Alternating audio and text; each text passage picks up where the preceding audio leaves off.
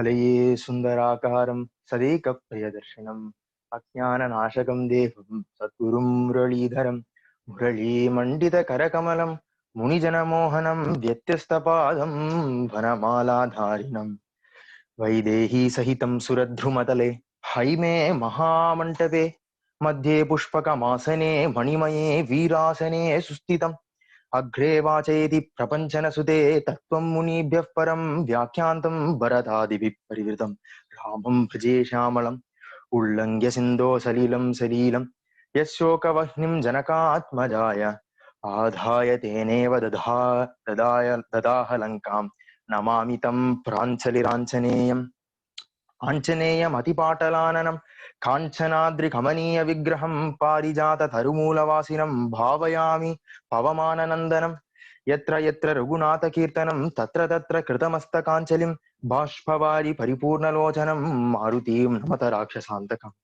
Manojavam Maruta Tulya Vegam Jitendriyam Buddhimadam Varishtam Vatatmajam Vanara Yuta Mukyam Sri Ramadhutam Shirasanamami Krishnaya Vasudevaya Devaki Nandanaya cha Nandagopakumaraya Govindaya Namo Namaha Krishnaya Vasudevaya Haraye Paramatmane Pranata Kleshanashaya Govindaya Namo Namaha Nama Sankirtanam Yasya Sarva Papa Pranashanam Pranamo Dukkashamanaha Tam Namami Harim Param Shri Haraye Namaha Shri Haraye Namaha Shri Haraye Namaha Satgurunath Maharaj ki Jai Janaki Kanta Smaranam Jai Jai Rama Rama.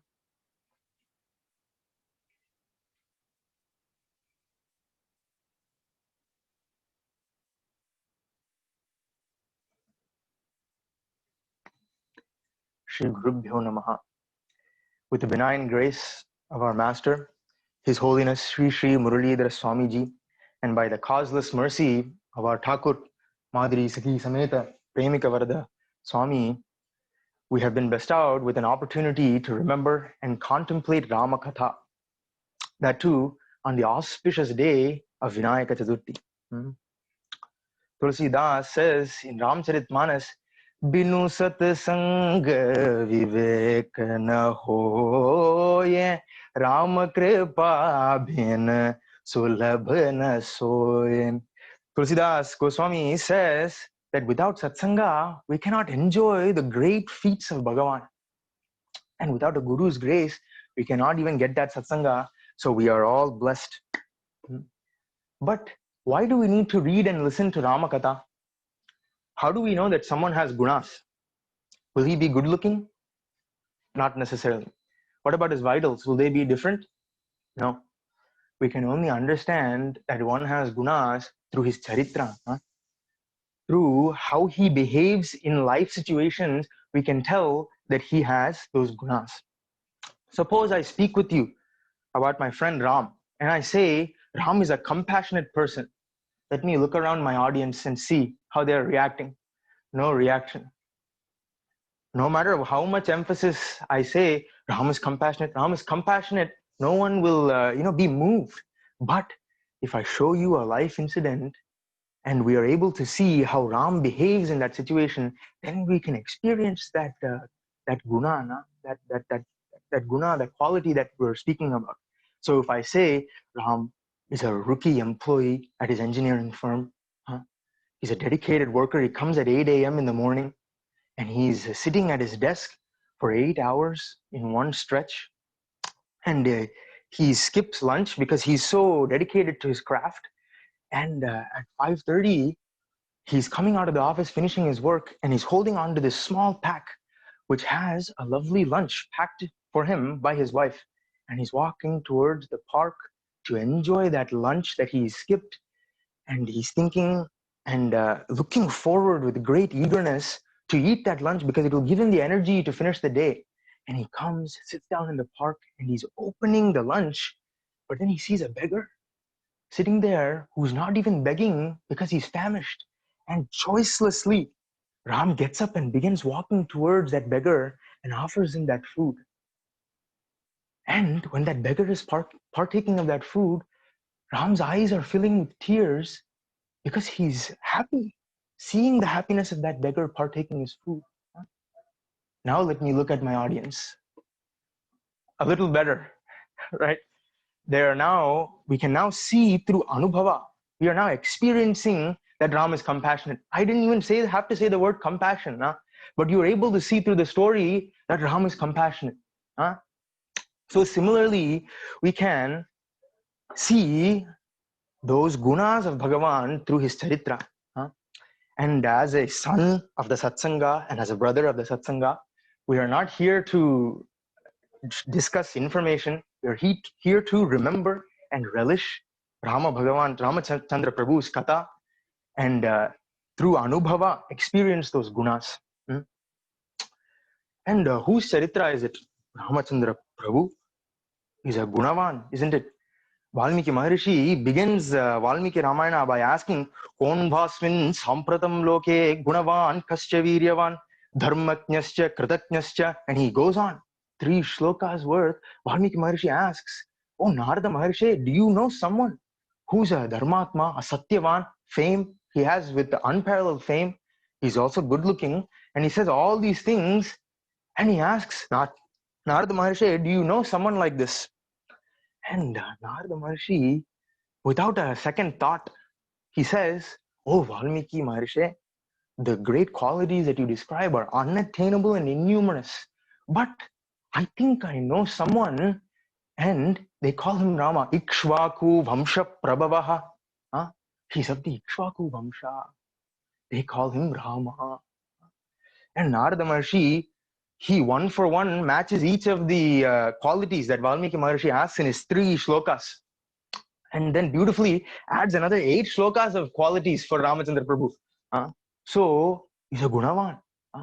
When Ramachandra Prabhu is born, all these Mahatmas are there, and Dasratha is also there. And these Mahatmas, they say, Dasratha, Bahavo Nripa Kalyana Gunah Putrasya Santite. Oh, Dasratha, your son is the epitome of those Kalyana Gunas. You're so fortunate, they say. So that is the Bhagavan whose katha we're going to hear today. And for such a Bhagavan, Ramachandra Prabhu, who is epitome of all those Kalyana Gunas, we should feel bhakti automatically, isn't it? But we don't. How come? Only when we have a guru and we have their satsanga will bhakti towards Ramachandra Prabhu come, isn't it? Guru is the link between Bhagavan and us.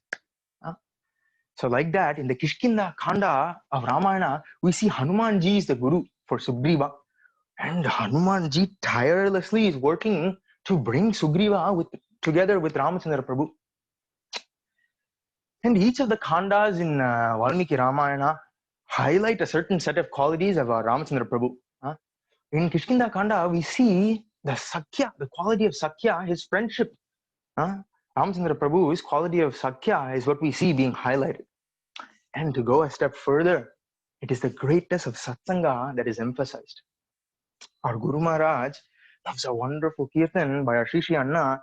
It goes, Satsanga mazala dehi dehi dhusara bhar nahi nahi iha parasadana dhusara nahi Mauli Vithala Rakhumai. Krishna says, Bhagavan, grant me my prayer that I be best out with Nitya Satsanga. Dusara Vara Nahi Nahi. I don't even have to ask for a second Vara. This is it. Satsanga is all I need. But then naturally the question comes, how can Satsanga alone be the wish that Sri Anna has? Don't we need money and power to also live happily in the world? Here, our Guru Maharaj writes, Guru varul ondirindal mattradellam thane varum. If we have that Guru's kataksha and kripa, everything else comes automatically. And Satsanga, just like that, can give us everything we want. In fact, it will give us even what we didn't even bargain for. It will serve as the bridge between us and Bhagavan, making us divine and bringing us to his feet. And what is the proof for this, you may ask? The proof for this is none other than our Kishkintha Kanda we're going to see today. See, people generally say that, oh, sorry, it's a tough time in life for me now. I don't think I can come to satsang. Just give me a few months, I'll get to a good spot and then I'll join satsang. Our Guru Maharaj generally says, it is only in these tough times that we need to join satsanga. Why? Because if we have satsanga while we tide over the difficulties in life, then when we attain prosperity, the arrogance that we have will not blind us. When we get that Aishwarya, Shruta, Shri, everything, Satsanga will always be there as a check and a balance for us. And like this, there was one person suffering, and by some bhagya, some Krishna Kripa, he has the fortune of having a Satsanga. Who is this? None other than Sugriva. Thrown from his kingdom by his own brother. He's living in the forest, not even having the money to buy his next meal, doesn't have a roof over his head. And he's living there in the forest, but he's by some fortune holding on to Hanumanji's satsanga. And it is this satsanga that allows him to attain the highest. The highest is not Kishkintha Rajya. The highest is Rama Sakya. The kingdom is incidental and will come anyway. But that Sakya with Ramchandra Prabhu is the highest. Nidhiyum padaviyum sukha bhogavarkayum unkarune yendriduvar arivilamudar. Our Guru Maharaj says, Nidhiyum padaviyum sukha bhogavarkayum. Great wealth, great position, a comfortable life are not really Bhagavan, your grace. Truly your grace is Unmayum Tavamum Uyar Orukamum Uncharanatil Dridhamana Bhaktiyum. And Sugriva, who held on to that satsanga with Hanumanji, attains that Dridhamana Bhakti. And meanwhile, we see in the beginning of Kishkintha Kanda, Sugriva has nothing, like we just saw. But Ravana has everything. Yahi Vaishva, Yahi Vaishravani Lakshmihi. He says that he's so rich, Ravana is so rich that Indra and Kubera are looking for. And he has strong progeny, Indrajit, Suryajit, like that. He has powerful sons. Why? His own wife, Mandodri. Hanumanji, when he goes to find Sita Mata, we'll see that he mistakes Mandodri for Sita Mata because of her body. So Ravana has everything in that sense. In a worldly sense, he has no korachal. But unfortunately, he has no satsanga. Sita Mata says, Iha santo na vasanti sato vana anuvartase. Ravana, there is no pious saints present here. And like Aditya said yesterday, said that it is through satsanga that we're supposed to learn our dharma, isn't it? So, how will Ravana, who has no satsanga, learn the dharma? He has no idea of what is right and wrong. And because of that, he makes a grave mistake. There's a great sadhu apachara. You see, if we notice closely, Ravana doesn't even lose his, Shri and everything. Whenever he is taking away Sita Mata, it is only when he does that sadhu apachara, because of the lack of satsanga, that he loses everything. And by the end of Ramayana, he has everything is lost. Ravana loses everything. And for Sugriva, who had nothing, who held on to that one satsanga with Anjaneya Swami, the 4 Purusharthas come knocking at his door. But Ravana, because of his lack of satsanga, does a sadhu apachara and loses everything. This is how great our satsanga is, isn't it? And for our Sugriva, who is a satsanga? Hanumat Samena Guruna. Our Anjaneya Swami is that satsanga for Sugriva. And there they are on the beautiful Rishyamukha Parvata, filled with lush greenery. There are Ketaka flowers, Kadamba Vrikshas, Sarja and Arjuna trees, mango trees. There are lake swans, Chakravaka birds, peacocks, all are there. And there on that Rishyamukha Parvata, like a second sun, our Tejo Mai Anjaneya Swami is sitting there. And right next to him is someone we see who has the wonderful signs of a powerful ruler, but has been exiled from his own kingdom, none other than our Sugriva Swami. And Anjaneya Swami, who is Sakshat Vayuputra, is giving Sugriva strength and courage, saying, Oh Maharaj, it is only a matter of time before you become the Lord of Kishkintha. Please, gain your courage. We can tide through these difficult times. And Sugriva, unfortunately, he hears all this but doesn't believe it. Hmm? He's staggered and suspicious of everything because Bali has treated him so cruelly. He begins to think this is our misfortune, that we're living like this. And meanwhile, we see Ramachandra Prabhu with Lakshmana Arvan coming in Pampa Tira based on a clue given by Kabanda. Kabanda says, Ramachandra Prabhu, there is a monkey king, Sugriva, and his minister, Hanuman. They can help you find Sita Mata.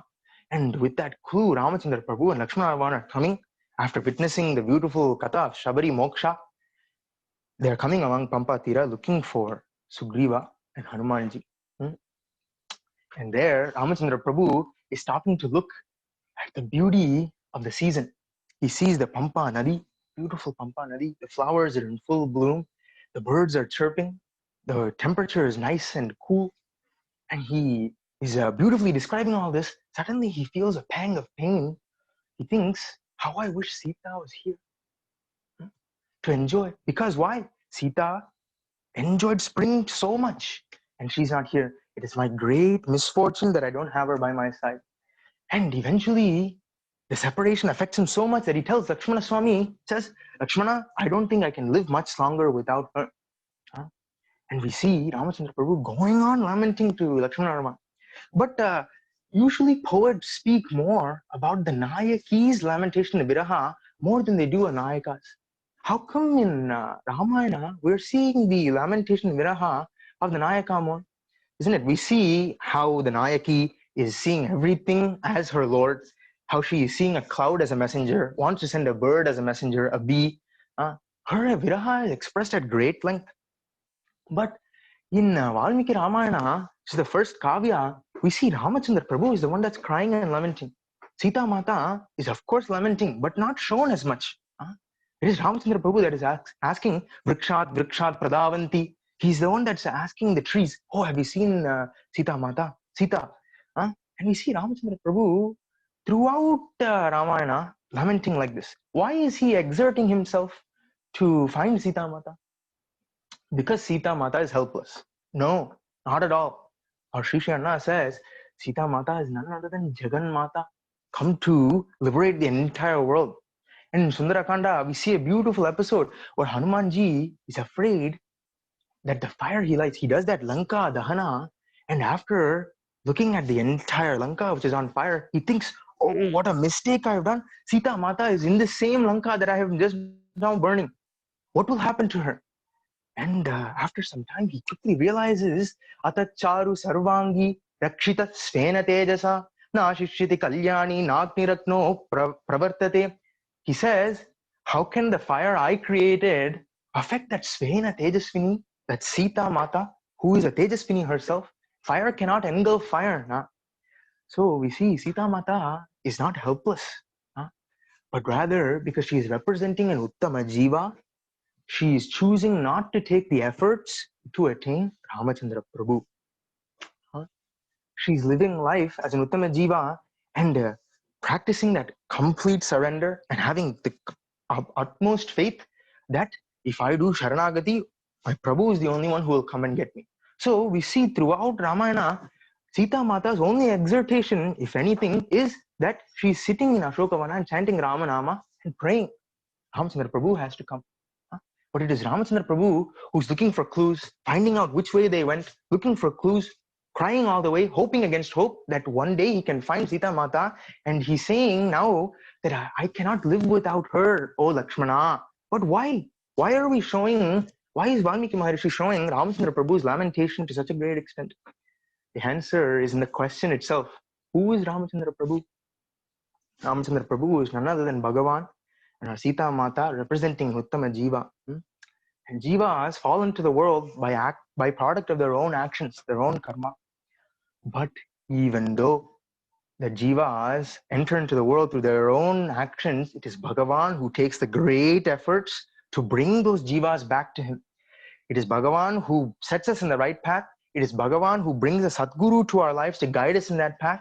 It is Bhagavan who makes us feel a connection to that Sadguru and realize that the Sadguru is none other than Bhagavan himself. Unnai unnarum Asaye niye tandaruli adai purtiyum seididuvai kannani. Our Guru Maharaj writes, Unai unarum asaye niye tandaruli. Bhagavan, to attain you, I cannot think on my own to have that desire. It is you who has to give me that desire. And furthermore, adai purtiyum seididuvai kannani. It is also up to you, Bhagavan, to fulfill that desire for me. Similarly, in Ramchandra Prabhu's search, we see this exact same thing. So when Ramchandra Prabhu is saying, I will quit my body, Lakshmana quickly responds. He says, Oh Bhaiya, Smitva viyogajam dukkham, tajasneham priyam jane, ati sneha parishvangat, vardiradrapi dakhyate. Anna, too much attachment is not good. He says, the immense pain that we gain from separation of those we love shows that we should not be attached in the first place. And now Lakshmana is very careful, because if he lingers on this point and he says attachment is not good, Ramchandra Prabhu will say, Lakshmana, don't be attached, go back to Ayodhya. He doesn't want that. So he quickly adds, Bhagavan, if we're feeling sad, then we need to take efforts. Same thing that Bhagavan is saying in the 4th chapter of Gita. He says, Siddhir bhavati karmaja. Through actions only we can get our desired results.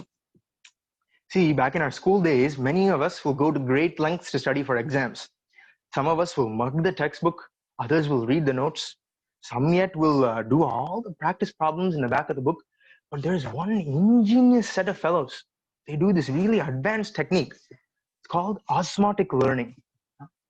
It's a really advanced technique. I'll try to explain it in short words. But what they do is they take no other preparations. When they go to sleep, they'll put the textbook under their pillow and go to sleep. Wonderful technique. And the exam will come, and then the results will come. And in the end, the osmosis fellows will only have the O in osmosis. The desired results will not come to them, is it not? So similarly, we know, right? To get the desired result, we need to take the efforts. So similarly, Lakshmana is saying, oh, Bhaiya, come. Kabanda has shown us a clue. Sugriva is here. Hanumanji is here. We're so close. Why can't we just find them? We'll find Sita Mata like that. And Ramachandra Prabhu is inspired. And he comes and he starts walking towards Rishimukha Parvata, where Sugriva ji is sitting. And in that moment, Ramachandra Prabhu asks Lakshmana, he says, Lakshmana, why don't you go and see Sugriva? I will wait here. And that moment, Sugriva Swami is sitting in a small tree. He's not focusing on anything. Constantly, he's shifting his attention. He's going at light speed. What? His thoughts. When will Vali come? Is he going to come from here, there? When will I get back the kingdom? Who's there? Why is this? Because Hanumanji is gone to get some food. He's alone and he's sitting with his own ants. Automatic negative thoughts. So he's sitting there like that. And the moment Bhagavan says, oh, Lakshmana, why don't you go see that Sugriva? Sugriva is blessed with the opportunity to look back and get to see Ramachandra Prabhu and Lakshmana. Mahatmas ask the question in their commentary, why is it that Sugriva gets to see these two? And there's a small commentary for this. They say in the 6th canto of Bhagavatam, we see Ajamila Charitra. And there, when the Yamakinkaras come to take Ajamila to the nether worlds, the Vishnu Parshadas are there and they say, Ajamila cannot go to the netherworld or Yamaraja, he belongs not there. And the reasoning that they proclaim is, Nama Vyaharanam Vishnor Yatastat Vishayamatihi. This man has chanted his holy name, Bhagavan's holy name, therefore it is Bhagavan's duty to give him protection, regardless of how he chants. Sanketyam Parihasam Stobam Helanam Evava. He has chanted, therefore it is Bhagavan's duty to protect him. Sridhara Swamigal goes a step further. And he says, it's well and good that Bhagavan is going to protect you when you chant his holy name. But it is only because Bhagavan is thinking of you that you're chanting the holy names in the first place. Our Guru Maharaj Kirtan beautifully shows this wonderful sentiment. It says, Dhanyoham Krishna Tava Kripa Patroham Tava Kripaya Krishna Nama Kirtanam. So, Sugriva is not by out of his own will looking back and seeing Ramachandra Prabhu. It is because Ramachandra Prabhu in that one moment thinks of Sugriva, he gets the bhagya to turn around and see Lakshmana Arvan and Ramachandra Prabhu. And then Sugriva is seeing these two, and immediately fear comes in his heart. He thinks, this is 100% Bali's two henchmen. They're here to finish me off. And he starts, and in fear, Sugriva jumps from Rishyamukha Parvata to Malaya Parvata. And Hanumanji looks up and he sees some figure flying like that. And he thinks, oh my God, it's our Maharaj Sugriva. And he runs after him and he says, Maharaj, what's wrong? You're running away. And he said, Hanuman, look there. There are two figures coming. They are 21 feet in height. And they're coming like that. And I am afraid they are definitely Vali's people only coming to finish me off. And Hanumanji, Pratama Darshana of our Anjaneya Swami, he's turning around to see Ramachandra Prabhu and Lakshmana Alvar. And Ramachandra Prabhu is wearing the bark Vesha, but even then, Anjaneya Swami is able to see the grandeur of our Ramachandra Prabhu, the Mata Gaja Gamana of our Ramachandra Prabhu, and he's coming like that. And just next to him is Lakshmana Alvar, Pratama Darshana, and Anjaneya Swami slightly makes some space in his heart and establishes Ramachandra Prabhu in his heart. And immediately he turns around and he says, Maharaj, these are not our enemies. They are Atma Bandhus. These are the people who are going to establish us in the kingdom. And Sugriva doesn't agree. He says, no, I am not going to believe it until I hear it from the lion's mouth. And Sugriva says, and Anjaneya Swami says, as the Guru Sthana, he has to bring the Jiva to Ramachandra Prabhu. So he takes a Bhikshu Rupam Tatha Beje in a form of a Bhikshu. Hanumanji says, Maharaj, let me go find out who they are and what they have come for. And he disguises himself as a sannyasi and comes to the presence of Ramachandra Prabhu and Lakshmana. And Anjaneya Swami is overwhelmed by the first presence of these two. And immediately he falls at their feet. See, a sannyasi generally will not fall at anyone's feet, but they fall at the feet of Bhagavan, isn't it? So by falling at Ramachandra Prabhu's feet, Hanumanji is showing, Bhagavan, I know it is you. My pada namaskaras to you. And Ramachandra Prabhu puts a tick in his mind. Hanumanji knows. And Hanumanji begins, Rajarshi Deva Pratimo Tapasa Sanchita Vrato Deshan Katamiman Prapto Bhavanto Varavarino. Are you two kings or rishis? No, Raja Rishis. Deva Pratimo. Maybe you are from Devaloka. I have never seen a human being like you.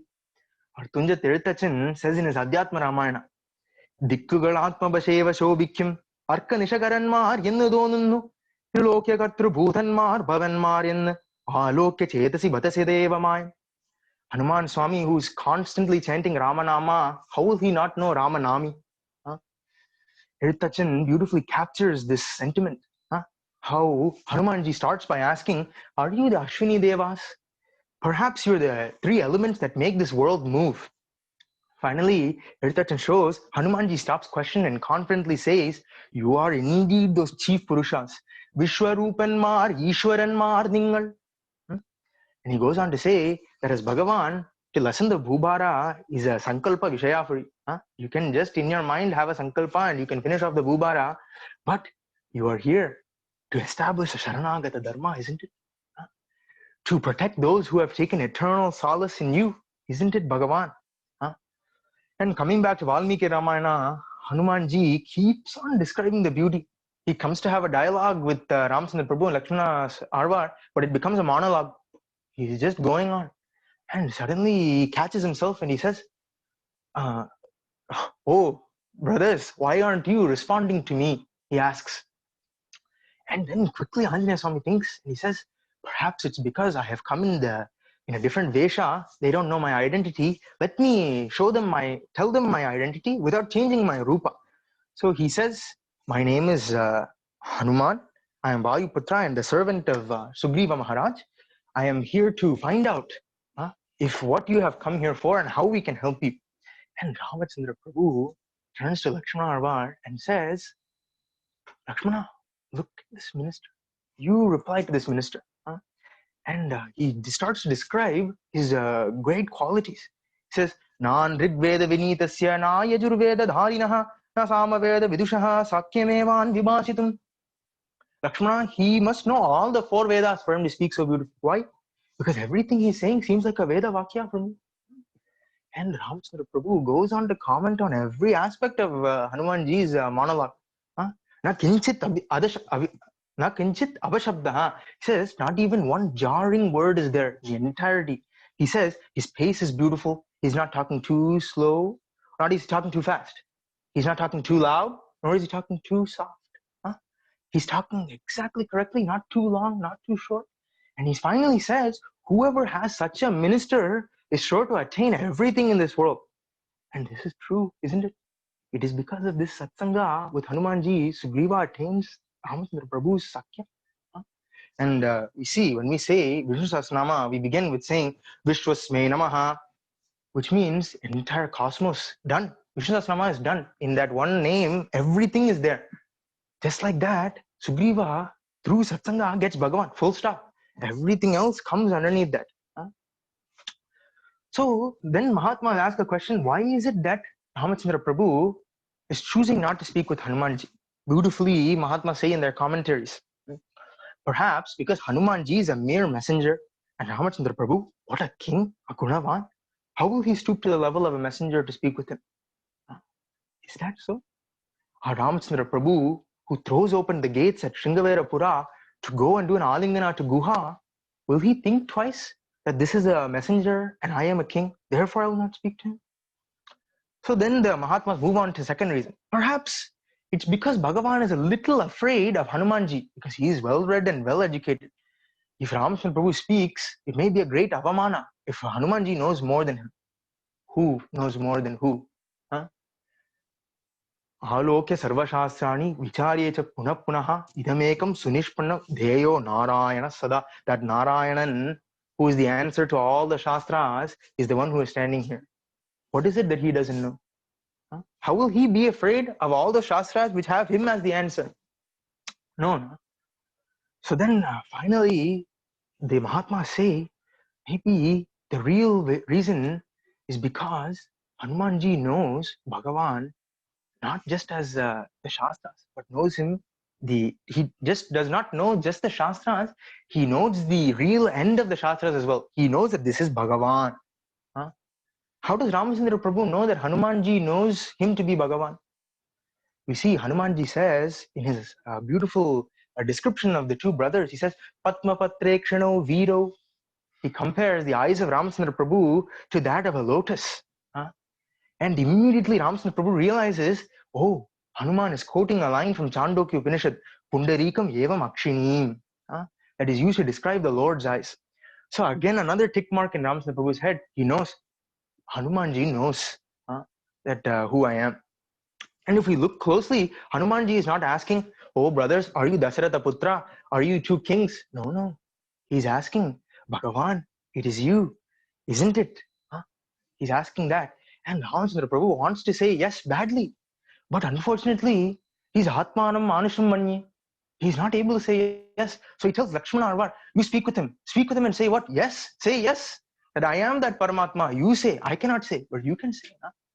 Lakshmana Swami is also a Bhakta of the highest order. And Anjaneya Swami is also that Bhakta. Both of them know who Ramachandra Prabhu is.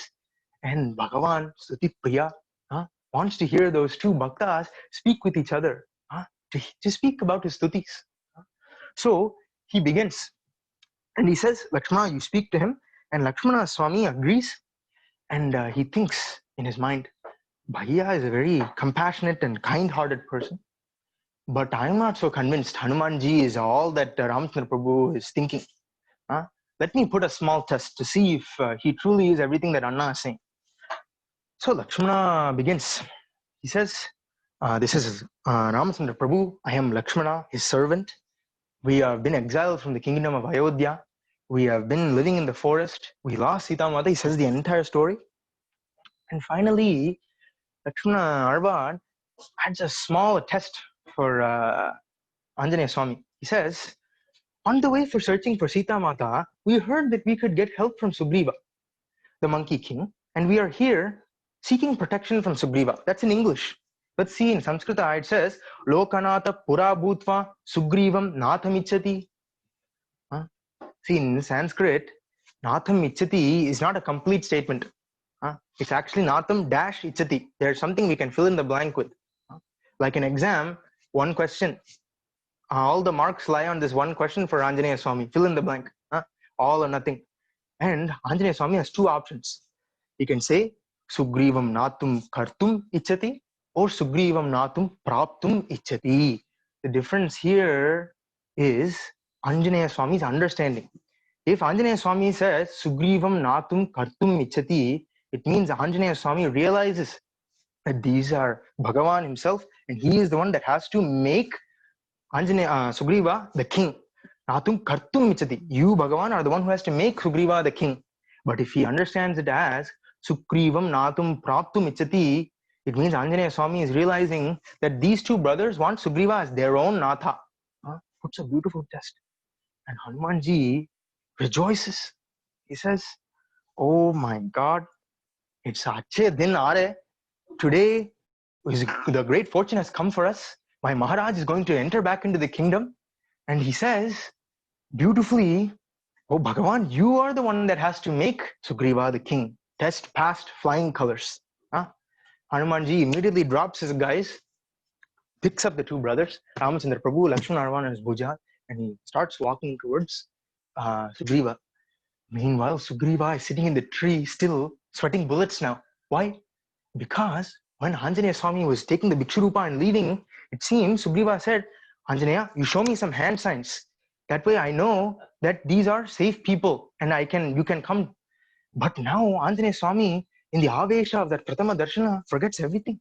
He's just coming like that. And that's it. Sugriva is Gayab. He's out. He starts running. And Hanumanji is thinking, oh, I cannot do one good thing for this fellow. And he drops off Ramachandra Prabhu, Lakshmana Arman, and runs and catches our Sugriva. And Sugriva immediately begins, Hanuman, how could you? You're the one minister I trusted. How could you? And Anjaneya stops him and says, Maharaj, they have come to help us. And Sugriva says, come to help us? And Anjaneya says, yes. They will be a great asset for us in trying to get back the kingdom. And he catches Sugriva's hand and brings him back. Kai kodutennai karayetti vitta undanukku kai maariyanna seiven Gurunatha. Kai kodutennai karayetti vitta undanukku. That's what a guru is. He's holding the hand of Sugriva and bringing him and putting him at the feet of Ramachandra Prabhu. See here that just like a worldly fellow, Sugriva is running from Bhagavan. But Anjaneya Swami is pulling him and bringing him back and showing him first the worldly similarities, saying, Maharaj, he too has been exiled from his kingdom. Maharaj, he too is living in the forest. He too needs help. Doesn't say anything about his grace. First brings him like that, connects him, and then the rest is history, isn't it? You see, Sugriva attains the highest. So like that, Sugriva Swami comes, meets Ramachandra Prabhu, they give a handshake, and they're now friends. But Anjaneya Swami is not satisfied. As a guru, we see in Prashnottara Ratnamanika, Bhagavad-pada, Adishankara Bhagavad-pada is saying, Ko Guruhu, who's a guru? Shishya Hitaya Udyataha Sadhyatam. He who is constantly working for the well-being and the improvement of his disciple is a guru. So in that sense, Anjaneya Swami is not satisfied. After all, Sugriva is a monkey, isn't it? So he wants to cement that friendship pact. He immediately brings some twigs, starts a fire, and makes Agni the Sakshi to the friendship of Sugriva and Ramachandra Prabhu. And then the friendship is solidified. And now they are just met, Sugriva and Ramachandra Prabhu, but they are such close friends. Sugriva wants to see Ramachandra Prabhu again and again. And Ramachandra Prabhu also wants to see Sugriva endlessly. See, it's not great. Sugriva will want to see Ramachandra Prabhu. Who doesn't want to see Bhagavan? But Ramachandra Prabhu really wants to see Sugriva endlessly. It's not the poet's imagination here. He truly does. Why? Loves his devotees, isn't it? He enjoys seeing them. And as they talk, Bhagavan, Ramachandra Prabhu is one day lamenting about his great misfortune, about Sita Mata. He doesn't know where she is, looking for her. And then Sugriva starts, he says, "Oh, hey Ram, the story you said, if I'm thinking properly, someone flew above us, and someone dropped a small cloth wrapped inside was some jewelry. I think if I connect the dots properly, it must be Sita Mata's." And Ram Prabhu says, "Is it? Please bring it immediately, Sugriva." And Sugriva brings the cloth, and Ramchandra Prabhu is unable to even look at the cloth. Bleary-eyed, he is not able to make sense of what is in front of him. The tears of viraha, and he gives it to Lakshmana, and he says, "Lakshmana, can you tell if these are our Sitas?" And Lakshmana says, "Naham janami keyure, naham janami kundale, nupure tvabhijanami nityam pada vivandhanat." Anna, I don't know whose necklace these is. I don't know whose earrings these are. But I know that these are our anklets of our Sita Mata. Because every day when I did Pada Namaskara, these are the anklets that I saw. And we see Lakshmanarva's love and his greatness here. And suddenly, Ramapiran is angry. And he says, "Sugriva, where is that evil demon who has taken my Sita away? Tell me, which way has he gone?" And Sugriva says, "Oh Ram, I'm not sure. But you be calm. We will find her. This is my promise. I will work until we find her."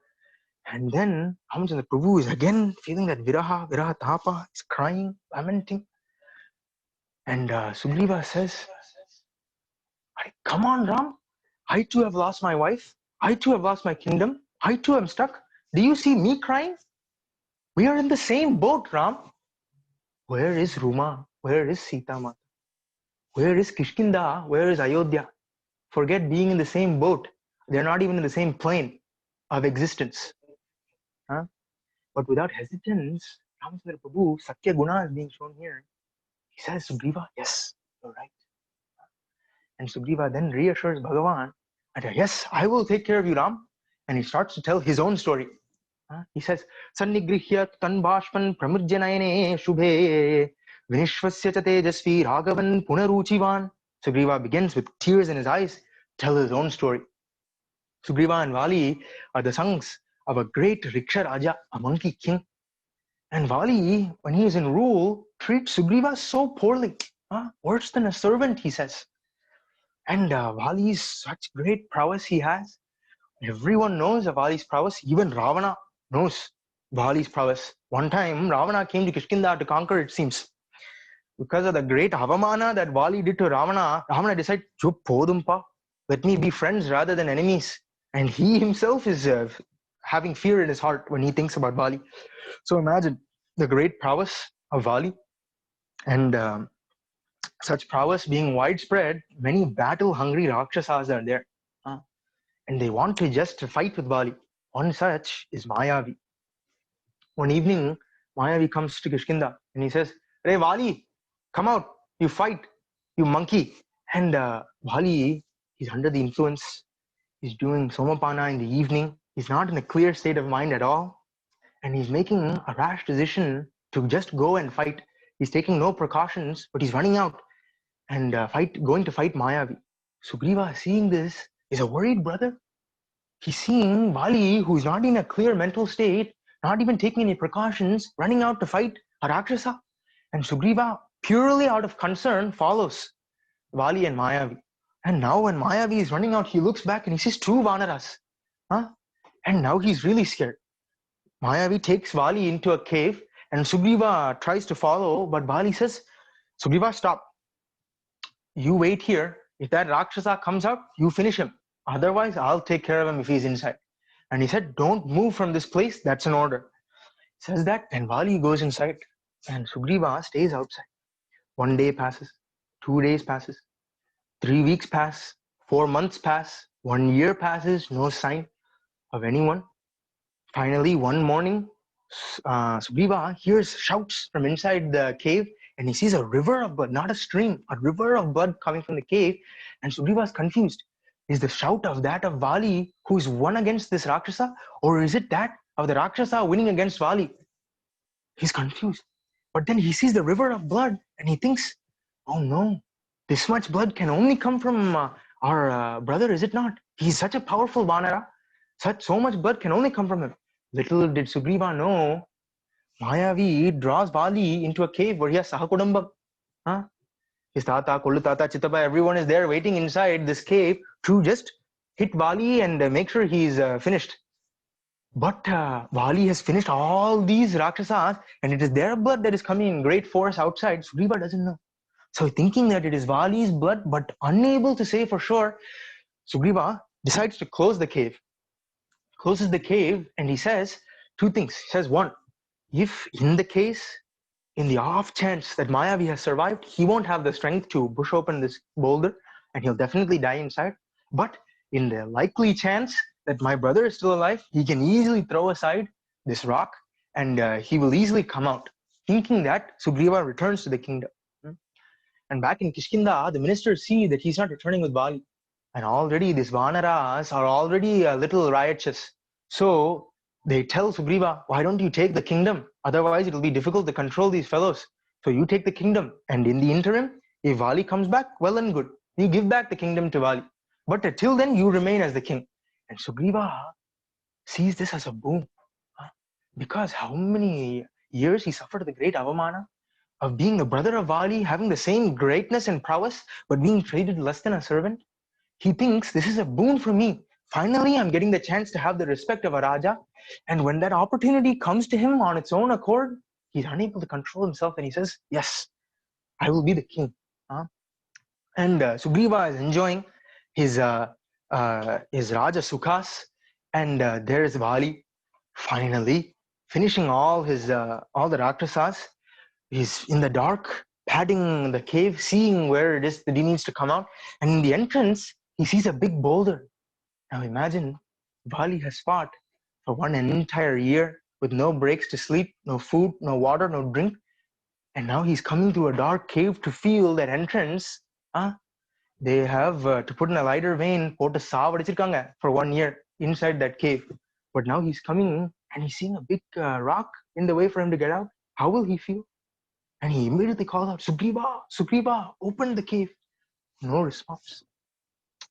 And with the last drops of strength that Vali has, he pushes open the door, and there he sees no one. No one is there. And that's it. Vali is rage, maximum level is there. Pavam Vali. If he had known that other people's actions are the triggers for our feelings and not the cause, maybe he would be a little better off. How? So he runs towards Kishkintha, and there he opens the gates of Kishkintha and he sees Sugriva eating his grapes, coming in a palanquin, enjoying the Raja Jivita, and Vali is shocked. That's it. 2 corks come and sit in his ear. He's not ready to listen to anything else. He's just waiting to pounce on Sugriva. Sugriva, meanwhile, sees Vali, drops the grapes, drops the kirita, falls at the feet of Vali and says, Bhaiya, thank God you're alive. See, I came back not knowing whether you're alive, and these ministers said to keep just the throne warm for you. And that's what I've been doing.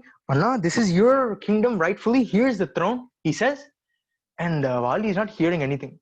He takes Sugriva and just thrashes him black and blue. So badly thrashes him that he chases him out of Kishkintha just with his udutuni, just the small dress that he's wearing. That's it. That's all Sugriva is taking with him, and he throws him out. And it seems Vali doesn't stop there. Continuously he'll come back. Vali will keep coming back to fight Sugriva, and he'll beat him up until Sugriva has just 1 drop of life left. Why? Because of his Parama Karunya. Not at all. Because Vali doesn't want his payback to be finished in 1 stroke. If he finishes him off in 1 stroke, that's it. He won't have someone to beat up. So he says he'll beat him up just till he's about to die. Let him come back to full health, and he'll go and beat him up again. Such a cruel person Vali was, such a cruel behavior he showed towards Sugriva. And Sugriva narrates all this, and Ramachandra Prabhu, who's hearing this katha not for the first time, many times he's heard this, but he's beautifully following along the katha, and he says, but Sugriva, how come you are living so close to Kishkintha? You're on Rishimukha Parvata. Isn't that so close to Kishkintha? How come you're not living further away? Vali is coming to chase you. And then Sugriva tells the katha of how after Mayavi, Dhundubi, another Rakshasa, came in the form of a buffalo and called out to Vali, same way, hey monkey, come, let's fight. And Bali, same way, came. But this time, Bali gives one tight slap, it seems. And that's it, bus. The buffalo is gone. But out of the force of that hit, it is sputtering blood. And to show his prowess, Bali takes the tail of the Dundubi and throws it. And as it's flying, the blood sputtering out of it comes and falls on Matanga Maharishi's ashrama. And Matanga Maharishi, seeing this, comes out to see where this blood is coming from. He sees Dundubi lying there, dead, and he sees our Vali peeking out from Rishimukha Parvata. He's sitting there, and that's it. Matanga Maharishi curses Vali, saying, if you ever step foot on Rishimukha Parvata, you will die. And Hanumanji hears this. Hanumanji hears this and immediately informs Sugriva, and he says, Maharaj, Bali has a curse like this. We can stay on Rishimukha Parvata. We'll be safe. We can take solace here without any concerns. And Sugriva, recounting all this, suddenly becomes, he gets very afraid. And he's just overcome with fear of Vali's strength. And he says, he looks at Ramachandra Prabhu and he says, hey Ram, I don't think you should go and fight him. And Ramachandra Prabhu says, why? And Sugriva asks, Are, didn't you hear the whole story? He's too powerful. I don't think you can fight him. Lakshmana Arvan is just laughing his heart out. Tickle. And Ramachandra Prabhu himself is smiling, but he suppresses his smile and says, no, Sugriva, I have given you a word. Because I have given you that word, I will do it. Sugriva says, no, wait, I cannot lose a friend. Ramachandra Prabhu, there's no reason that you need to come into harm's way because of me. And Ramachandra Prabhu says, no, I can definitely do it. I assure you. And he says, in fact, if you have any concerns about my capabilities, you tell me, what can I do to prove to you that I can actually fight with Bali? And Sugriva thinks for a little bit. And then he thinks, well, there is that carcass of Dundubi still there. If you can throw it as far as Anna Bali did, then maybe I can judge your strength, Ram. And Ramachandra Prabhu obliges. He goes to Dundubi's carcass and just with his big toe slightly touches the carcass, and it flies 100 miles and falls away. And Ramachandra Prabhu, out of that grandeur, he's just done a great feat, isn't it? He's looking up and he says, Sugriva, is that okay? And Sugriva says, yeah, it's okay. And Ramachandra Prabhu is shocked.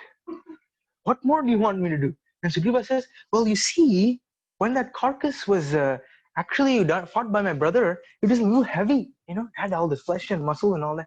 Now it's just a bones, isn't it? So it's not an equitable comparison we're making. So let's see, there must be something else we can test you with. And Sugriva thinks. And then he comes to conclude, he says, oh, Ram, I know. Annavali used to uproot these great Shala Vrikshas, wide and heavily, deeply rooted trees with just one touch. Why don't you, if you can pierce one of these trees with your arrow, I think I can maybe tell you can be somewhat strong enough to fight Vali. Ramachandra Prabhu smiles, takes an arrow, aims it at a Shala Vriksha, and it goes through 1, 2, 3, 7 trees, goes through the 7 hills, the 7 oceans, and come back and sits in the quiver of Ramachandra Prabhu. Now Sugriva's mouth is to the floor. He is now gaping and saying what? Now that Ramachandra Prabhu has gained the confidence of Sugriva, who Ramachandra Prabhu has obliged to show and prove his abilities to Sugriva, greatness of a friendship. And they find a good day for Sugriva to go and fight with Bali. And Ramachandra Prabhu advises Sugriva, he says, Sugriva, don't go for a fight with Bali, call him for a small duel, and we'll see if we can finish him off that. And then Sugriva goes to Kishkintha. He goes and says, hey Anna, Bali, this is Sugriva here. I'm here to fight you. And Bali is sitting in his Antapura with Tara, and he hears the voice of Sugriva and said, that's Sugriva. And he checks his calendar. Last Ekadashi only, I just gave him a good beating. He's already back. And he says, Tara, just 1 minute. I'll be just back. And he comes outside and he folds his hands to Sugriva and he says, Thambi, thank you for coming today. You have given me the wonderful opportunity of beating you. So thank you. And that's it. Bali begins his attack. And Sugriva is again beaten black and blue. And finally, Bali is about to break Sugriva into 2 pieces when he thinks, oh, I need Sugriva for the next time to beat him up. And in that one moment, Sugriva just jumps up and runs to Rishimukha Parvata where he's safe. And he's there. Finally, Bali leaves, and Sugriva is crawling back towards Ramchandra Prabhu, and he says, Ram, did you enjoy the view? You must have had great seats. Huh? I was in Rishyamukha Parvata, Prashravana, minding my own business. On your advice, I went to Kishkintha. What, to get made into a side dish for dosha? No. And he's angry. And Ramchandra Prabhu smiles and says, no, Sugriva, sorry. I couldn't tell which one of you was Vali, which one was Sugriva. Who couldn't tell who was who? Huh? First of all, there's only one monkey doing the beating, Vali. Only one monkey getting the beating, Sugriva. Huh? But if we go a step further, Rama is that Antaryami, isn't he? Huh? How is he that he doesn't know who is who? Huh? Doesn't. So Mahatmas say the real reason behind why Ramachandra Prabhu is letting Sugriva go like that and get a beating is because he's been ignoring Lakshmana Arvan from day one, offering a seat to everyone but Lakshmana Arvan, doing Kushla Prashna with everyone but Lakshmana Arvan, huh? And paying respects to everyone but Lakshmana Arvan. And for this slight Bhagavata Pachara, Ramachandra Prabhu, this is the small prayachita that he has to do. He has to experience this because of the slight Bhagavata Pachara. See, Lakshmana Arvan is least bothered by all this. But Ramachandra Prabhu, how can he forsake this? So for that reason, he makes Sugriva go through this. And then Bhagavan says, no, Sugriva, you go once again. And Sugriva is bewildered. Ram, this is not going again. This is gone. If I go, this is eternal gone. And Ramachandra Prabhu says, no, Sugriva, I have a different plan this time. He takes beautiful Gaja Pushpa. And he asks Lakshmana Swami to make a mala, and he asks Lakshmana Arvan to garland Sugriva Swami.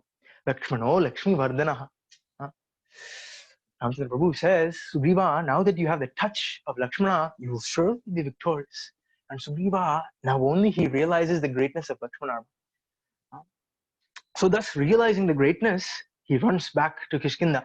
And he says, Vali, Anna, come fight. Volume konja kammiya irukku. Second time, that's why. He's been beat once before. So he's just calling again somehow. And Vali, again, in the Antapura, hears this. And he's like, Are? 5 minutes back, I just changed his shape from a monkey to a bag of bones. He's back. And he begins to go again. Then Vali's Patni, Tara, catches him by the hand and says, Prabhu, please don't go. And he says, Are ma, I just beat him to pulp so many times before. What is different about this time? And Tara says, Bhagavan, think. He has just gotten a good beating from you 5 minutes back. If he's back, it means someone is there to support him. Someone is there guiding him. And Bali says, who will be there to support Sugriva? He's an anatha, ma. He has nothing to offer anyone if they're his friends. How no one will be there with him? Don't worry, this is all your imagination. And Tara says, no, Prabhu, I heard from our son Angada that Ramachandra Prabhu is in the region and he's on good terms with Sugriva. And Bali says, Are, Ramachandra Prabhu is such a Mahapurusha. Why will such a Mahapurusha be friends with such a fellow like Sugriva? Not a chance. It's all not possible. And then Tara says, No, Bhagavan, you said that Sugriva is an anatha, isn't it? Ramachandra Prabhu is anatha chanatha. There is one who exists in this world who's just there for those who have no one else. That is Ramachandra Prabhu. You don't know his true nature, Prabhu. Please don't go, she says. And Bali says, come on, Tara. Look, he's a Dharmatma, Ramachandra Prabhu. He's a Mahapurusha, Satyavan. I have no problems with him. He has no problems with me. So if I go, he won't have any problems with me. We won't have a fight. Don't worry. You be rest assured. Nothing will happen to me. In fact, I'll bring Ramachandra Prabhu back home as a guest because he can gain so much from being our friend instead of Sugriva's friend, isn't it? So let me just beat Sugriva and then I'll go and bring Ramachandra Prabhu as a guest to our home. And Bali goes out to see Sugriva with his newly decorated Gaja Pushpa Mala. And this time he's like, let me break a few bones. Otherwise he won't remember who I am. And he goes to pick up Sugriva and he picks him up. And Ramachandra Prabhu gets a clear shot at Bali. He takes an arrow and is just looking at it, it seems. See, Ramachandra Prabhu doesn't have the luxury of doing a yuddha with many arrows here. He has to do with one arrow, he has to finish the job. So he looks at that arrow and sees, does this arrow have what it takes to finish Bali? and he gives a small kataksha. And whether or not Ramachandra Prabhu notches it in the bow, the arrow splices through the air and it hits the target of Vali's chest. And Sugriva jumps off and Vali falls to the ground. And more than the pain of a sharp arrow piercing his chest, Vali is overcome with shock that someone has hit him while he's fighting with someone else. And his eyes are welling with tears from the pain, and he's trying to pull out this arrow, but it's not coming out. And in that great pain, he pulls up the arrow to see if whose it is. And there, on the tail of that arrow, lies a name, Ram. And he calls that Nama, which is the Mula Mantra for the entire world. And Ramachandra Prabhu, who put the arrow and just kept walking, his karya is done. He doesn't have to stay there. He started walking back to Prashavana. But the moment Vali says Ram, Bhagavan stops. Rama endru sonna மாத்திரத்தில் ரோமம் சிலிர்த்து கண்ணீர் பெருகுமே காமமுமழிந்து காலனுமர அலறுவானே தாமதமின்றி என்னை காக்கவாராய். Vali says that Mula Mantra, Ramanama, and the Ramanami stops and turns back. And he starts walking back towards where Vali lies, because he has called Ramanama in his Antima time, final moments of his life, he has called Ramanama. And Bhagavan knows well and good that Vali is just going to reprimand him. He's going to find fault with him, knowing very well Ramachandra Prabhu comes back. He starts walking and he reaches the presence of Vali. And here Valmiki Maharishi shows Vali is a Prachanna Bhakta. Outside he's an enemy, but inside he's a Bhakta of the greatest Bhava. Why? Because in the end of their discussion, Vali says, "Oh Bhagavan, if I cannot do service for you in this Janma, it's better to be killed off by your own hands." And furthermore, Vali, who has just been fatally injured by Ramachandra Prabhu's arrow, is looking at Ramachandra Prabhu and saying, "Oh Priyadarshana." He's saying, "Oh Priyadarshana." Thus we see Vali is a Prachanna Bhakta. And Vali continues, "Oh Priyadarshana, why did you do this? Do what? Why did you give the world a chance to find fault with you?" And he goes on to say, "Why didn't you approach me directly, Rama? It isn't becoming of you that you have hid behind a tree and fired an arrow." And taking up anger, he continues and says, "I am a monkey. Sugriva, my brother, is also a monkey. And we are pranis. We have no dharma between us, no niyama. We can live life as we choose.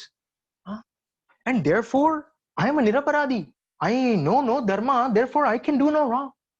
And Rama, whose kingdom is this? What right do you have to come into my kingdom, Kishkintha, and punish me like this? I am the Raja of this Rajya. You have no domain here to punish me like this. And if you claim you are hunting, Rama, and this falls under hunting's dharma, then monkeys are useless animals to hunt. Their flesh is useless, their skin is also useless. So you cannot claim that you are doing hunting either." And Mahatma say, Ramachandra Prabhu pauses here, it seems. Why? To see if there's truly any fault in what he has done. If it is us, someone says, "Oh, you did something wrong," we'll build the great wall of self within ourselves, and we'll start to defend ourselves. Ramachandra Prabhu is stopping to think. Not that he has not considered this before doing the action, but right now, since Vali has asked, he's now reconsidering it. And he's thinking, is there any fault? And finally, he takes his time and calmly responds, and he says, "Vali, what I have done is dharma. What I have done is only correct. The fact that you are saying that you don't know dharma, but you're telling me that what I did is right or wrong, shows that you know dharma. You may be in the form of a mere monkey, but you well and good know dharma. I can tell that. And knowing that now you know dharma, therefore, what you did is a great apachara. You carried away the wife of your brother while he was still alive. That is a sin punishable by death according to the Shastra. Therefore, what I have done is right." And then Ramachandra Prabhu says, "My father is Dasharatha, the Chakravarti of this entire land. And now Bharata, my brother, is ruling in the kingdom. and he has entrusted me with a Vanarajya, and this is my domain, the jungle is. Therefore, it is only my duty, no one else's duty, that I should be here to do this to you. He says all these things, and Vali relents. And he says, well then, good Bhagavan, I agree. Maybe I am a monkey who knows dharma. Maybe I did something wrong. But why did you hide from behind a tree and come and shoot an arrow at me? How come you didn't come to me face to face, Bhagavan? He asks. And Bhagavan smiles at Vali. Parve undre podume. That one smile, Mahatma say, Vali gets jnana. And Vali, Ramachandra Prabhu doesn't want to say the answer. He wants Vali himself to say the answer. And here, to explain the smile, Mahatmas have to help us. Mahatmas say that Vali, it seems, if was approached by Ramachandra Prabhu directly, he would not come face to face for a fight with Ramachandra Prabhu. It seems he would first send the Vanara Sainya, and then he would send the Vanara chiefs, and then only he would come. And Rama Bana would have to kill all those Vanaras, all the Vanara chiefs, and then Vali himself. Why would Bhagavan kill those truly Niraparadis? They're just Sainyakas. Bhagavan wouldn't do that. No? Second of all, his best friend is going to inherit this kingdom, isn't it? Sugriva is going to become the Raja of the Kishkintha Rajya. And if Rama is destroying the entire Sainya and all the chiefs, what? Sugriva will be the king of Shunya? No, right? So thinking of this, Ramachandra Prabhu is leaving the army intact. Finally, it is this Vanara Sainya that is going to do Ramachandra Prabhu's Kainkarya, isn't it? They are the ones who are going to find Sita Mata and help Ramachandra Prabhu bring back Sita Mata. So for these three reasons, Ramachandra Prabhu is leaving the entire Vanara Sainya aside and deciding to just attack Vali alone. And Vali even agrees to this. Finally, as per Bhagavan's wish, he agrees. And he says, from that Jnana Kataksha that he gets, he says, oh, Rama, I know that you wanted to protect the entirety of the Vanara Sainya, and that's why you have done this to me. He says, Prajanancha hite rataha. Bhagavan, I know you wanted to save all those Vanaras. So you decided to do this to me. You're correct. And he begs Prabhu's pardon. He says, I apologize for speaking so ill. I didn't understand that this was your Leela. And he says this, and he turns to see Sugriva, who's also crying, and Vali takes off his necklace given to him by Indra. And this is the necklace which allows Vali to attract the power of even the enemy and defeat the enemy like that. He takes off that necklace and gives it to Sugriva. And he says, Sugriva, Thambi, you take care of the Rajya, you take care of Ruma and Tara as well, and make sure the Rajya runs properly. And then, beautifully, Vali takes his son Angada's hand, and he doesn't give it to Sugriva. He calls Bhagavan, takes his son's hand and puts it in Bhagavan's hand, and he says, he says, Ramachandra Prabhu, it's not my child, it's your child. Please take care of him. And like that, Vali finishes off all his final duties, and Tara is coming out. Hearing all this commotion, Tara Devi comes out, and she sees Vali dying there, and she says, which Manusha killed my pati? And all the Vanaras look towards Ramachandra Prabhu, and she looks at Ramachandra Prabhu and she says, Tvam kapatanki krita manusha vesha. Hare, this is not Manusha at all. This is Bhagavan himself. And just as a Patni would do, following the Pativrtya Dharma, she beautifully makes amends for all the mistakes Vali does. Vali said, oh Rama, your fame is something going to be tainted. Your dharma is going to be now have a tinge of adharma in it. All these things he says, Tara beautifully annuls all those things. She says, Bhagavan, your dharma, who can question? Without a tinge of adharma, you are a dharmatma. Without the taint of asatya, you are a satyavan. And she beautifully makes correct everything that Vali did incorrectly and does a beautiful stuti of Ramachandra Prabhu. And we see in Ramcharitmanas a beautiful rasokti, where moved by Tara's Pativatya Dharma, Ramachandra Prabhu is moved. And he says, Vali, shall I give you back your life? And Vali says, no ways. And Bhagavan says, why? And Vali immediately says, so many thousands of yogis spend hundreds of lifetimes trying to attain you, and the last moment they're unable to think of you, isn't it? I, by some Krishna Kripa, have gotten that smarana in the final moments of my life. I'm not a fool to let this go. And then he says, okay, Bhagavan, say you give me some small lease on life, a new lease, and I'm extended my life. Then one day I still have to die, isn't it? And on that day, can you guarantee that I will think of you again? I don't trust myself to do that. So I am not a fool to give up this opportunity. And he says, Bhagavan, you please let me attain your feet here itself. And thus, Vali is ready to go, and he leaves his mortal body. And Tara also says to Ramachandra Prabhu, oh Ramachandra Prabhu, by your Ramabana, please take me also to where Vali is. My pati cannot live without his patni. I will do Vali's Kainkarya in the Paraloka as well. Please take me with your Ramabana. And Ramachandra Prabhu is unable to even grant that wish. And he asks Hanumanji to bestow upon her the Brahma Vidya. And Hanumanji bestows upon her that Brahma Vidya so that she gains the clarity and relief in understanding it. Hanumanji says, Sochya, Sochasikan, Sochyan, Deenan, Deenanukampase. Tara, one who understands that they are the Atma Swarupa has no end. They are eternal. And we see a lot of Vishaya Samya in what Bhagavan says. There will be a lot of similarities in what Bhagavan says throughout the Shastras. But Shabda Samya is a little rare. We see Hanumanji say, Sochya, Sochasikan, Sochyan, Deenan, Deenanukampase. This is similar in sound to Krishna's Arjuna Visha, where he speaks to Arjuna and he says, Asocyan, Anvasocyastam Prajnavadam Shabhashase. Shishyanna says in a lighter vein that the one who is listening to Hanumanji's Upadesha here is the one who is going to say the Upadesha to Arjuna as his own Upadesha. Ramachandra Prabhu is listening here, but there in Bhagavad Gita, he's the one who is telling Arjuna. And beautifully, all three are also there. Ramachandra Prabhu is listening here, Hanumanji is saying. There in Gita, Krishna Bhagavan is saying to Arjuna, and there's Anjaneya Swami is in the flag of Arjuna's Vahana, isn't it? In his chariot. So beautifully, Shishanna will say that. And finally, Vali, he pacifies, like Anjaneya Swami pacifies Tara, brings her, makes her calm. And the final rites for Vali are done by Sugriva. And now it's the time for Sugriva to be coronated as king.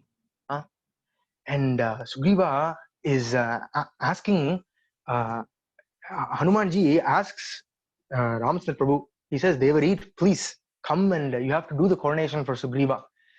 And Ramachandra Prabhu says, because of Vanavasa, I don't do Nagara Pravesha. You please, Hanumanji, you do the coronation yourself. And like that, Hanumanji does the coronation of Sugriva. And immediately after the coronation, Sugriva comes and submits the throne and the kirita at the feet of Ramachandra Prabhu and says, Ramachandra Prabhu, this is your kingdom alone. You have given it to me and it's high time I repay you. Let's start today.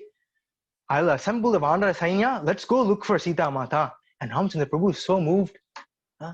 He says, no, Sugriva, it must be so long since you have enjoyed the life as a Raja.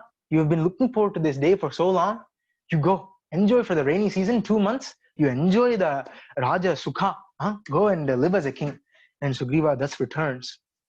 And the 2 months of the rainy season, Ramachandra Prabhu is not eating, not drinking, not sleeping, constantly in the thought of Sita, constantly in that Viraha Tapa.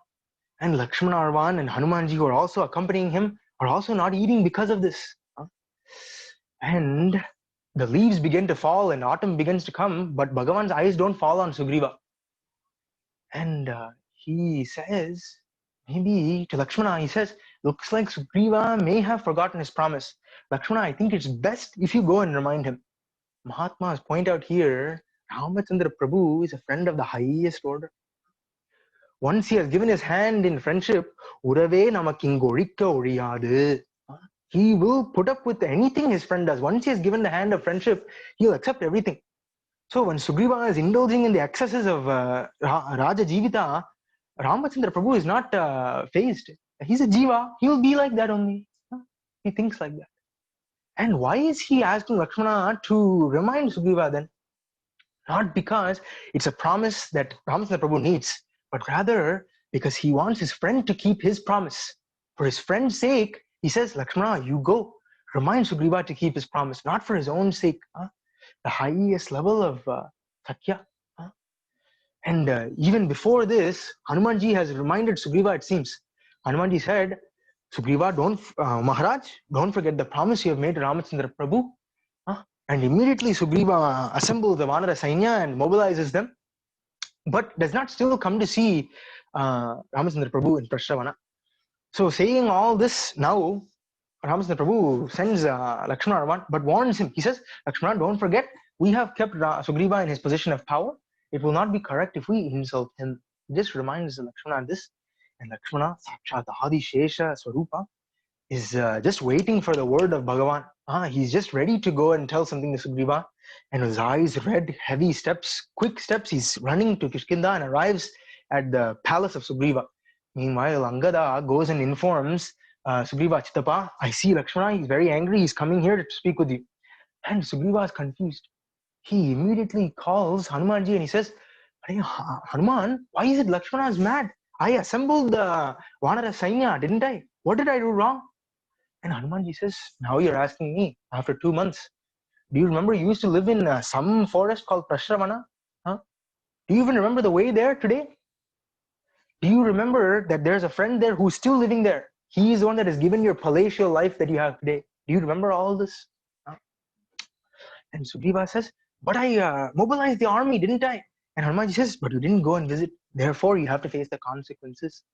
And Sugriva beautifully, intelligently sends Tara and Ruma to speak with Lakshmana first, to pacify him a little bit. And like that, Ruma and Tara go to see Lakshmana, and immediately Lakshmana Swami averts his gaze and looks at the ground, doesn't look at a tree. And Tara begins and says, Lakshmana, why are you angry? You're such a dharmatma filled with so many gunas. No one can do bhakti like you. So it's not fair that you expect such a bhakti from Sugriva. He's just a mere jiva. You have forgone your kingdom, your life as your wife, your family, to live with Ramachandra Prabhu in a forest. You cannot expect that from a mere monkey jiva like Sugriva. But Lakshmana, don't be confused. Don't be, misunderstand. Sugriva is not forgetting Ramachandra Prabhu. He's remembering each day Ramachandra Prabhu's grace. In fact, Lakshmana, this bhakti that Sugriva does, even you cannot do. Why? Because Sugriva has got something from Ramachandra Prabhu, isn't it? You have not. So every day Sugriva wakes up as a king. He's thinking, oh, Ramachandra Prabhu has given me this opportunity to be a king. Every day that he's taking a meal, he's thinking, it's because of Ramachandra Prabhu's grace that I am able to live as a king and enjoy this meal today. And she says that, and thus Lakshmana is pacified. And Lakshmana Arvan is led into the Antapura of Sugriva's palace, and Tara beautifully says, Lakshmana, please come inside. It is only when Mahatmas like you come inside that auspiciousness itself can come. So please don't think twice, come inside. And there is our Sugriva eating his grapes again. And he sees Lakshmana and he drops the grapes, but the grapes of wrath are already starting in Lakshmana Swami. It's come back in 6th gear this time. And Lakshmana says, Sugriva, I've come with a message. The door with which Vali took to go is still not closed. We have not closed it. There's room for one more. And he says, did you forget that Bhagavan is waiting there for a return favor from you? And here, Sugriva beautifully tells Lakshmana Swami, Lakshmana, you're a very intelligent person, but sometimes some of the things you say doesn't add up. He says, how can I do upakara for Ramachandra Prabhu? Ramachandra Prabhu is like this only. He'll say he needs me, but I know very well he doesn't need me for his karya. But don't get me wrong, I am anxious for that day he'll call me for his kankarya, and I've been waiting for that day. And if you're ready now, let's go. And immediately Sugriva calls a palanquin, and they go to see Ramachandra Prabhu in Prashravana, and Ramachandra Prabhu sees Sugriva. And if it is us who sees, if we had a friend who is struggling with us and they've now attained a higher position, we'll think, but Ramachandra Prabhu doesn't even think like that, it seems. He sees Sugriva and he holds him and he says, wow, Sugriva, you're a king today. and he gives him an alingana. And Sugriva immediately says, okay, Ramchandra Prabhu, here's my plan. Let us find where Sita Mata is first. Let us split the monkeys into 4 different directions and send them off in each way. And Sugriva gives a direction to each of these Vanaras. He gives them some orders. He says, 1, you have 1 month to come back and report to me. 2, if you don't come back within 1 month, I'll come to you, find you, and finish you all off. And he truly means it. And finally, they decide that they'll send the stalwarts of the monkeys to the south. And Sugriva wants to ensure that they find Sita Mata, so he takes extra effort and he's giving detailed description of the geography to them. He says, go 600 yojanas and then turn right, you'll see these hills. Proceed on the left lane for 800 yojanas, then you'll see this river on the left. He's giving a detailed geography of India. And Ramchandra Prabhu asks, Are Sugriva, how do you know so much geography? And Sugriva says, Ram, did you think I was joking when I said Vali has chased me to the corners of the earth? I know each and every one of these places. It seems Sugriva has hidden everywhere. And he wants all these Vanaras to check all those places to see if Sita Mata is there. So they choose all these Vanaras to go in the 3 directions, north, east, west. And for the south, they send Nala, Nila, Angada, Jambavan, Hanuman, all these stalwarts. And because they have a hunch that Sita Mata might be there. Why isn't it that they all put their forces to go to the south? Seems, Sugriva says here that Ravana may be like a thief.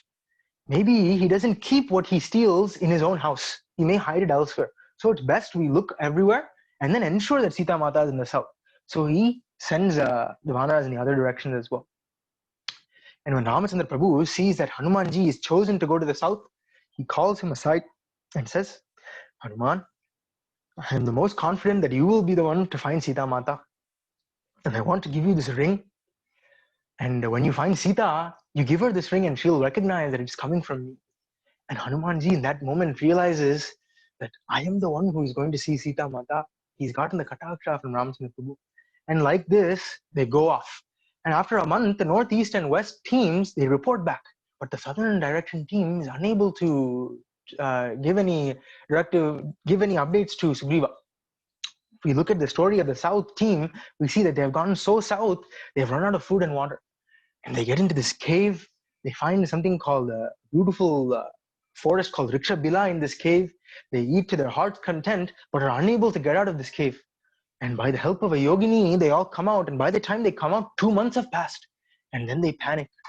They don't have the time to go and inform Sugriva. They have not yet found Sita Mata either. And they decide, fine, let us end our lives here itself. We'll fast until the death. And suddenly a vulture hears this and he comes out and he says, oh my God, Bhagavan has truly blessed me today. Look at all these Vanaras. They're all fasting to the death. And he says, oh Vanaras, please hurry up and die. I am so hungry. I'll have food for so many days if you pass away. And some monkeys, they say, this is a vulture. But think about that great vulture Jatayu who gave up his life protecting Sita Mata and in trying to help Ramachandra Prabhu.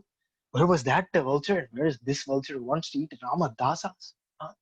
And Sampati immediately, the vulture, he immediately thinks, Jatayu, he's no more. That is none other than my brother.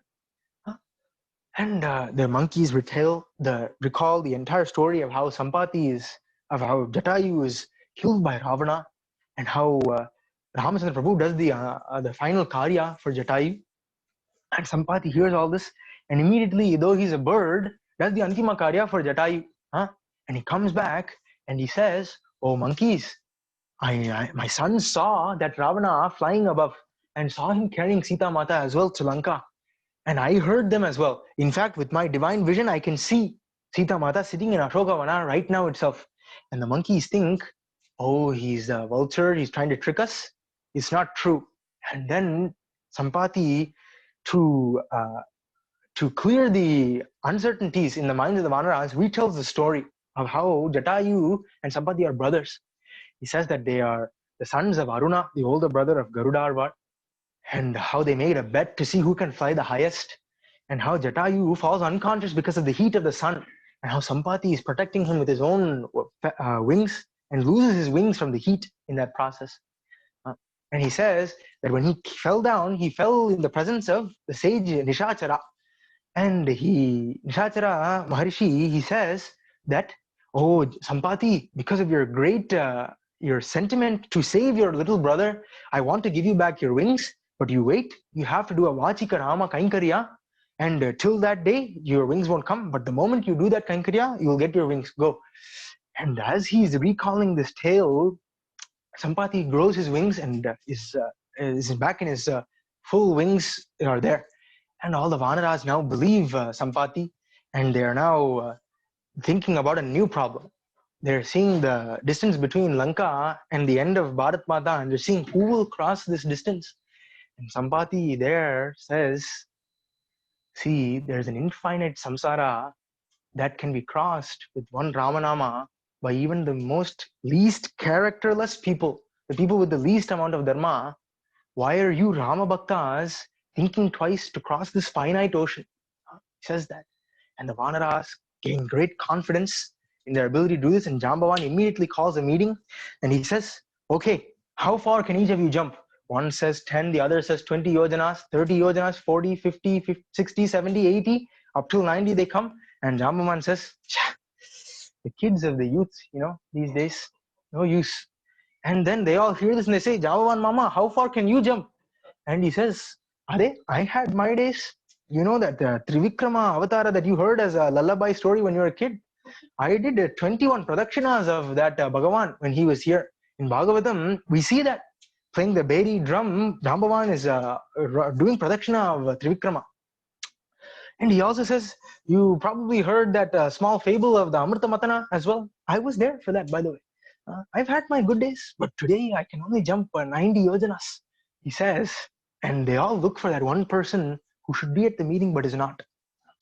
And there in the distance, Anjaneya Swami is already looking at Lanka and deciding where to jump. Doesn't want to take part in this meeting. He's at Avesha to do the Rama Kainkarya. And Jambavan says, Veeravan Aralokasya. He says, oh, great, courageous and valiant Hanuman, why don't you say something? And Hanuman Swami doesn't reply. The meeting is useless, he knows.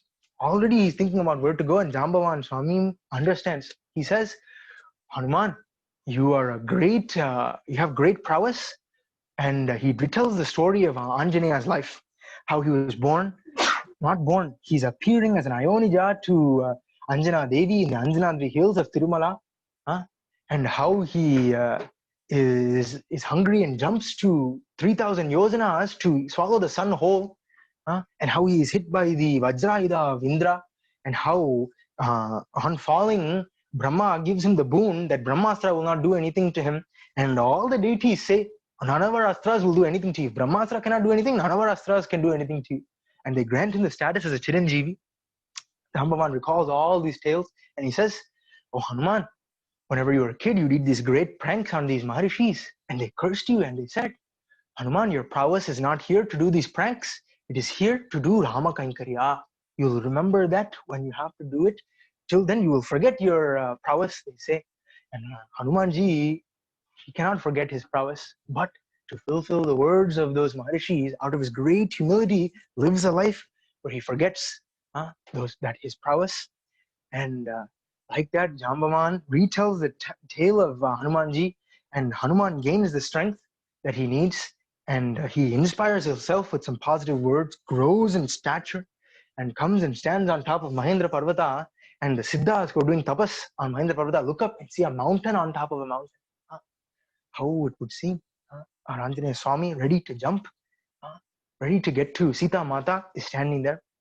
And with the prayer that we have the Akshaya Kripa of Hanumanji to do Nitya Nama Sankirtana of the divine name, we'll hand it over to Akshayji to tell us the Sundara Kanda tomorrow. And with the prayer to our Guru Maharaj to ever chant the divine names in our lips, and to always be living a life in Satsanga, in the cool shade of Satsanga and his grace. We'll say Radhe Radhe. Premambudam yo muralini nadehi Shri Krishna rupe na purava varsha adhyapi soyam Muralidhara kyo pushnati premna adbhuvanam saharshnam. Yasya smarana matrena jihvayam vartate swayam mahamantrastam bhajami Muralidhara deshikam sankirtite mahamantre tatra virbhuya takshanam suprasanno bhavedyastam प्रेमिकवरदं भजे कायेन वाचा मनसेन्द्रियैर्वा बुद्ध्यात्मना वा प्रकृतेत् स्वभावात् करोमि यद्यत् सकलं परस्मै श्रीमन्नारायणायेति समर्पयामि। जानकी कांत स्मरणं जय जय राम राम। सद्गुरुनाथ महाराज की जय। राधे राधे।